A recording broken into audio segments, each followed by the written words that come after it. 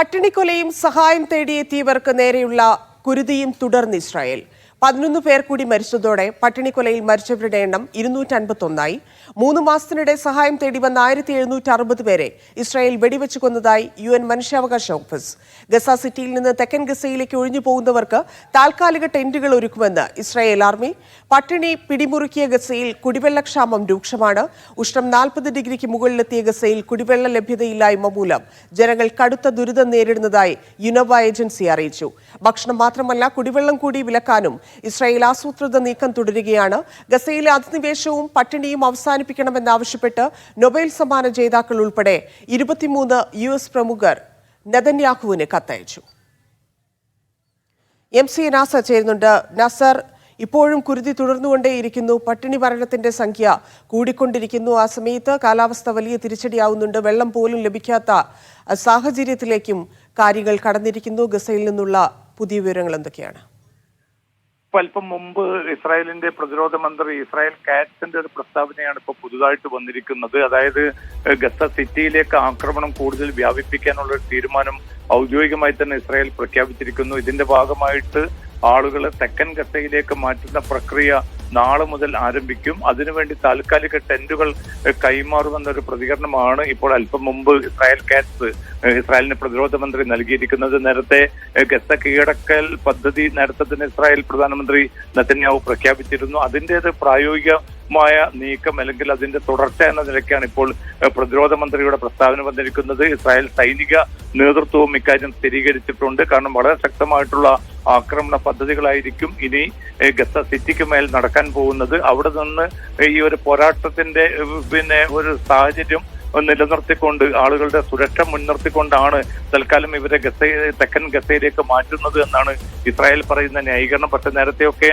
മാധ്യമങ്ങൾ റിപ്പോർട്ട് ചെയ്തത് പ്രകാരം തെക്കൻ ഗസ മേഖലയെ ഒരു കോൺസെൻട്രേഷൻ ക്യാമ്പാക്കി മാറ്റുകയും അവിടേക്ക് ആളുകളെ പൂർണ്ണമായിട്ട് കൊണ്ടുവരിക എന്ന ഇസ്രായേലിന്റെ നികൃഷ്ടമായിട്ടുള്ള ഒരു വംശഹത്യാ പദ്ധതിയുടെ പ്രയോഗവൽക്കരണം അത് നാളെ മുതൽ ആരംഭിക്കുമെന്നാണ് ഇപ്പോൾ ഇസ്രായേൽ അറിയിച്ചിരിക്കുന്നത്. നേരത്തെ ധന്യസ് സൂചിപ്പിച്ചതുപോലെ ആക്രമണ പരമ്പര അതിശക്തമായി തന്നെ തുടർന്നുകൊണ്ടിരിക്കുന്നുണ്ട്. 11 പേർ കൂടിയാണ് ഇപ്പോൾ പട്ടിണി മൂലം കൊല്ലപ്പെട്ടിരിക്കുന്നത്. അങ്ങനെ കുഞ്ഞുങ്ങൾ ഉൾപ്പെടെ ഏതാണ്ട് 110ഓളം കുഞ്ഞുങ്ങൾ ഉൾപ്പെടെ 250ആയി ഈ പട്ടിണി മൂലം മരിച്ചവരുടെ സംഖ്യ ഉയർന്നുകൊണ്ടിരിക്കുകയാണ്.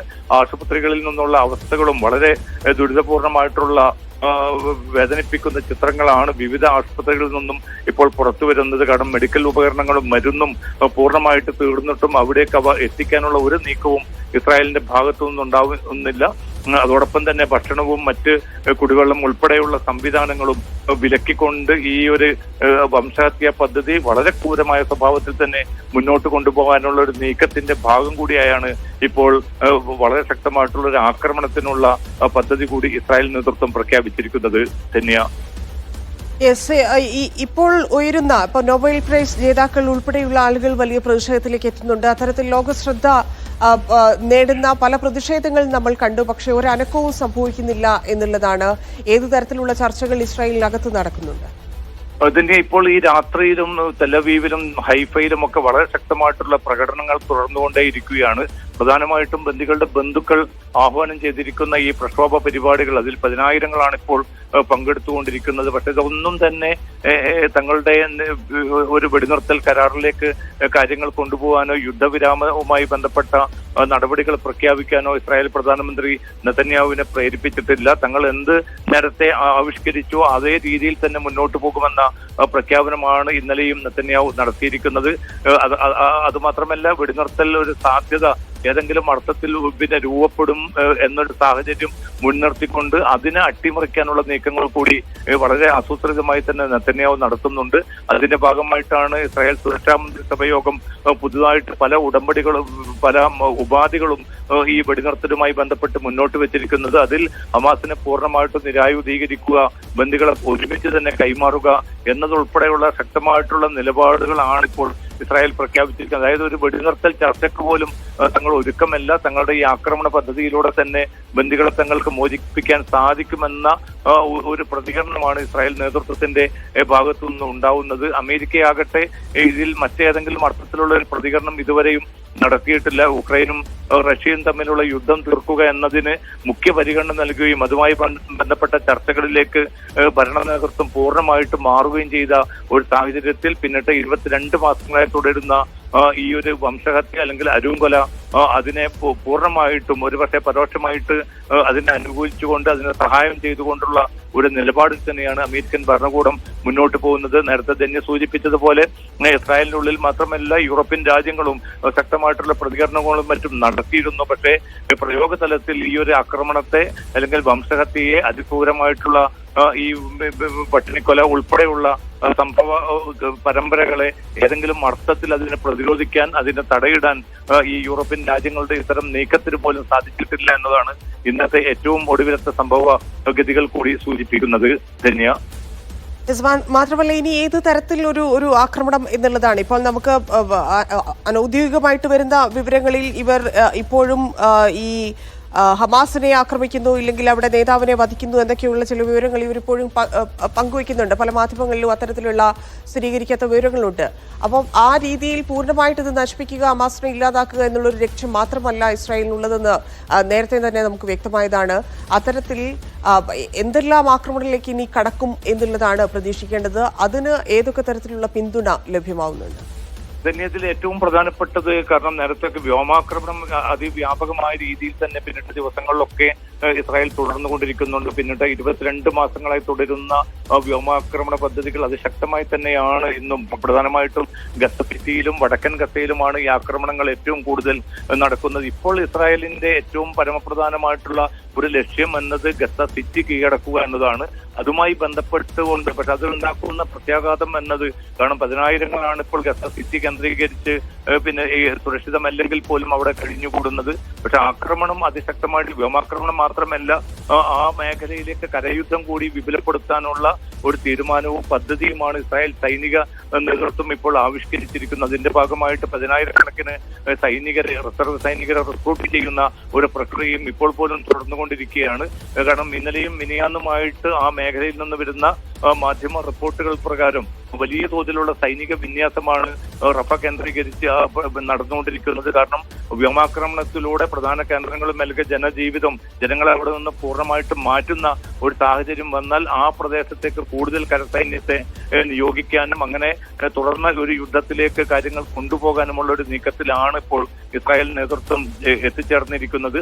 കാരണം ഹമാസിന്റെ ഏറ്റവും ശക്തമായിട്ടുള്ള പ്രതിരോധം ഗസ സിറ്റിയിൽ ഉണ്ടാകുമെന്നും അത് ഒരു തുറന്ന ഒരു ഗറില്ല മാതൃകയിലുള്ള ഒരു യുദ്ധ രീതിയിലേക്ക് മാറുമെന്നും കൃത്യമായി തന്നെ ഇസ്രായേലിന് അറിയാം. അതുകൊണ്ടാണ് 100 കണക്കിന് സൈനികരെ ബലികൊടുത്തുകൊണ്ടാണെങ്കിലും ഈ ബന്ദികളെ മോചിപ്പിക്കും എന്ന അർത്ഥത്തിലുള്ള പ്രതികരണം നെതന്യാഹുവും അതോടൊപ്പം തന്നെ സൈനിക മേധാവികളും നടത്തിക്കൊണ്ടിരിക്കുന്നത്. അതോടൊപ്പം തന്നെ ഗസക്ക് പിന്നാലെ ഈ വെസ്റ്റ് ബാങ്ക് ഉൾപ്പെടെയുള്ള പ്രദേശങ്ങളിലേക്ക് കൂടി ആക്രമണം വ്യാപിപ്പിച്ചുകൊണ്ടിരിക്കുന്ന ഒരു സാഹചര്യമുണ്ട്. അവിടെ നിയമവിരുദ്ധമായിട്ടുള്ള ജൂത കുടിയേറ്റ പദ്ധതി പ്രഖ്യാപിച്ചുകൊണ്ട് മുന്നോട്ട് പോകുന്നു.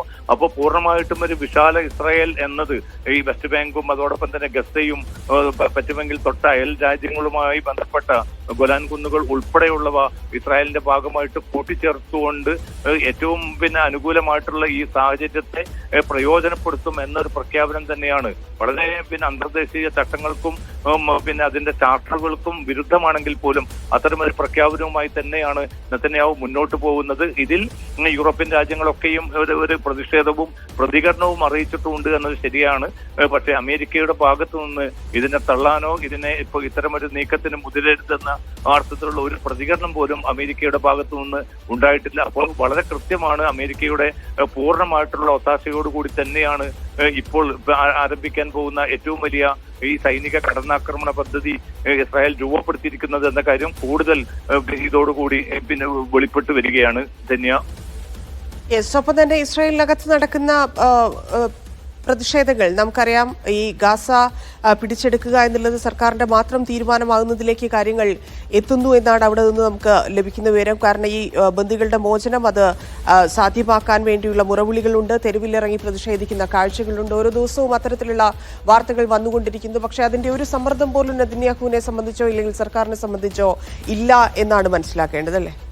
ഇതിന് സൈനിക നേതൃത്വം പ്രധാനമായിട്ടും സൈനിക മേധാവി വളരെ തുറന്നൊരു വിയോജിപ്പ് തന്നെ ഇക്കാര്യത്തിൽ തുടക്കത്തിൽ രേഖപ്പെടുത്തിയിരുന്നു. പക്ഷെ നിരന്തരമായിട്ടുള്ള മന്ത്രിസഭാ സമ്മേളനങ്ങൾക്കൊടുവിലാണ് സൈനിക മേധാവി ഇയാൽ സമീർ ഇതുമായി ബന്ധപ്പെട്ട് ഇസ്രായേൽ രാഷ്ട്രീയ നേതൃത്വം മുന്നോട്ട് വെച്ച പദ്ധതിയുമായിട്ട് തങ്ങൾ അതുമായി ചേർന്ന് പോകാമെന്നൊരു തീരുമാനം അറിയിച്ചിരിക്കുന്നത്. വിയോജിപ്പുകൾ ഉണ്ട് എങ്കിൽ പോലും ആ വിയോജിപ്പുകൾ ഏറ്റവും പ്രധാനമായിട്ട് സൈനിക മേധാവി ഇയാൽ സമീർ അറിയിച്ചിരിക്കുന്നത് ബന്ദികളുടെ ജീവൻ ഒരുപക്ഷെ അപകടത്തിലായേക്കാം. കാരണം ബന്ദികൾ എവിടെയാണ് ഒളിപ്പിച്ചു വെച്ചിരിക്കുന്നത്, അവർ പാർപ്പിച്ചിരിക്കുന്നത് എന്നത് സംബന്ധിച്ച് കൃത്യമായിട്ടുള്ള ഒരു വിവരവും തങ്ങളുടെ പക്കലില്ല. തുരങ്കങ്ങളിൽ സ്വാഭാവികമായിട്ടും അവരുണ്ടാവും. പക്ഷെ ആ ഭാഗങ്ങളിലേക്ക് ആക്രമണം വലിയ തോതിൽ നടക്കുകയാണെങ്കിൽ അത് ബന്ദികളുടെ ജീവൻ അപകടത്തിലാക്കും. അതോടൊപ്പം തന്നെയാണ് നൂറുകണക്കിന് ഇസ്രായേൽ സൈനികർക്കും ജീവൻ നഷ്ടപ്പെടും. കാരണം ഒരു തുറന്ന യുദ്ധത്തിലേക്ക് കാര്യങ്ങൾ പോകുമ്പോൾ സ്വാഭാവികമായിട്ടും ഹമാസ് അത് ശക്തമായിട്ട് ആഞ്ഞടിക്കും.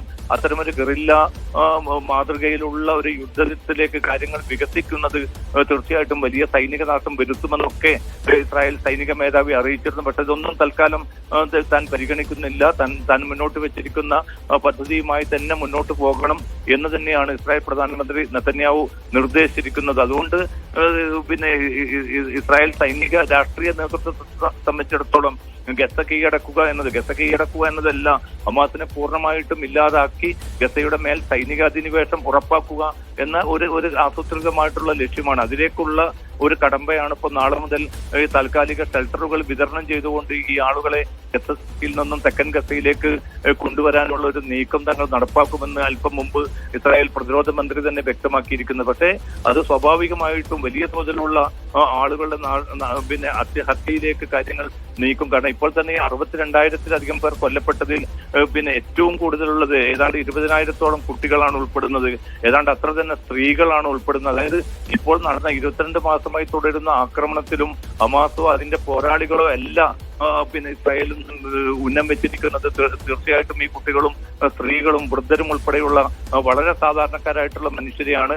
അവരാണിപ്പോൾ ഈ പട്ടിണി മൂലം കൊല്ലപ്പെടുന്ന മനുഷ്യരിൽ അധികം പേരും അവർ തന്നെയാണ്. അല്ലാതെ പോരാളികളല്ല ഈ അർത്ഥത്തിൽ കൊല്ലപ്പെടുന്നത്.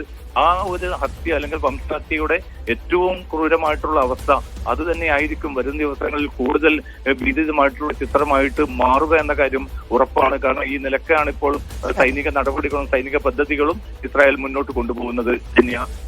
ശരി.